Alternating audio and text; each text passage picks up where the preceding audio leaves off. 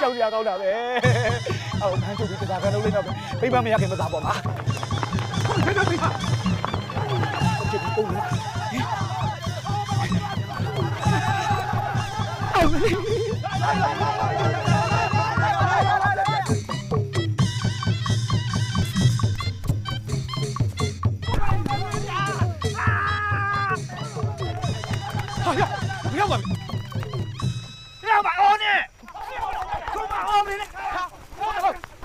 လုံးကျွန်တော်ဖက်လိုက်ကျွန်တော်ဖက်လိုက်လောက်လိုက်နော်ကျွန်တော်ဖက်လိုက်ပြီခိုးတန်လုံးကတခိုးဖမ်းတာပေးပါလားကွာ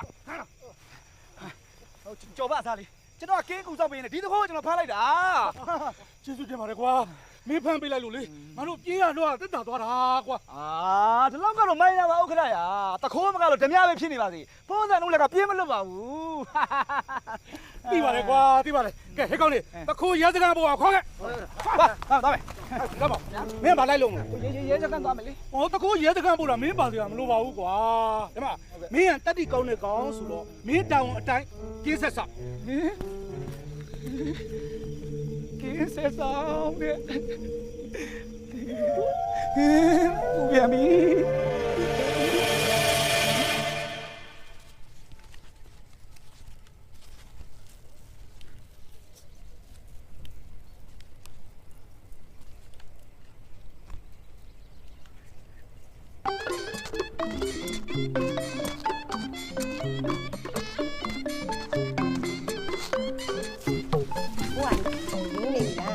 นี่แหละไอ้ဖိုးအာလူဆိုတဲ့နာမည်မခေါ်ပါနဲ့ပဲတားနာမည်ဖိုးတန်လုံးတော့ပြောင်းလာပြီးသားလေဟဲ့နင့်ဟာနင်ဘာနာမည်ပြောင်းငါပေးထားတဲ့နာမည်ကဖိုးအာလူပဲခေါ်နိုင်မယ်နင့်ကိုပြောစရာရှိသေးတယ်မနဲ့လင်းအားကြီးလောက်ကမငွေနေဆုံးသွားလို့တဲ့ဗျာဟာကျော်မမေဒေါ်လေးမြင်ကိုပြောရလားမေဟုတ်တယ်လေတော်ပါသေးရဲ့ဟဲ့ဘာလို့တော်ပါသေးရဲ့လဲဖိုးအာလူရဲ့နေစကားကြီးอ่ะဟိုဒီလိုလဲမေရဲ့ကျော်မကမင်းညာကင်းကြတာအဲ့ဒါသူ့ကိုစားတာကင်းဆောင်ပေးလိုက်တာအဲ့တော့သူ့အမေကိုသူပြူးစုခွင့်ရသွားတာဗောအသက်မိသွားတာဗောမေအဲ့ဒါကိုပြောတာပါအေးရွာထဲမှာမင်းသတင်းရတော့မှုင်းနေတာပဲတတိပြက်တိနဲ့ပြည့်စုံလို့တခိုးကိုလက်ရဖမ်းပေးနိုင်တာဆိုပြီးပြောမဆုံးမောင်ဖြစ်နေကြလေရဲ့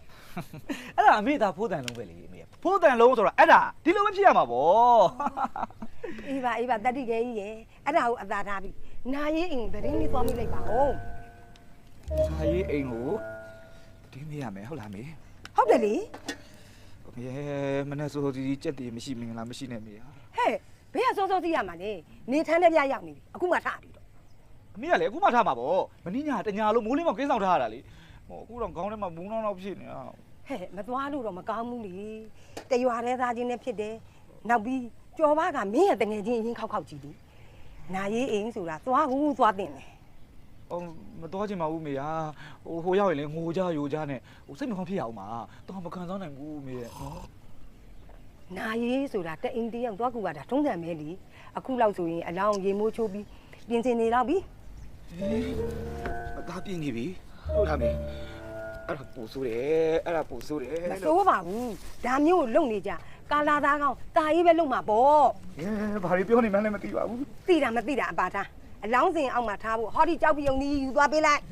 ဟဲ့